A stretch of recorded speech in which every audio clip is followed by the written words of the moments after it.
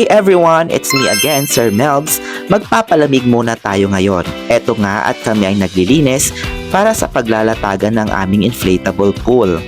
Actually, nabili ko nga pala ito sa TikTok shop ng 1,200 pesos kasama ng air pump. Aba, sa init nga naman ng panahon, kailangan mapalamig ang buong katawan. Yan nga at akin na itong ginagamitan ng air pump para ito ay tumayo.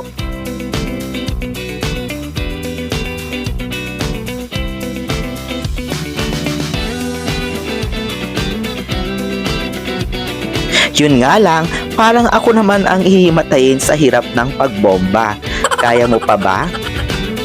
Ayan nga, at unti-unti nang napupuno ang inflatable pool. Feeling ko nga, nagbalik ako sa pagkabata. Yung feeling na ayaw mo nang umalis sa swimming pool at nangitim na lahat-lahat sa'yo. Hindi nga maitataging napakasarap magbabad sa malamig na tubig. Sa sobrang init nga naman ng panahon, magagawa mo na lang ang magbabad ng matagal. Kaya ikaw na andyan sa bahay, gumawa ng paraan para maigsan ang init sa katawan. Hindi nga nagtatapos dyan, sabayan na rin ng pampalamig sa tiyan ang halo-halo.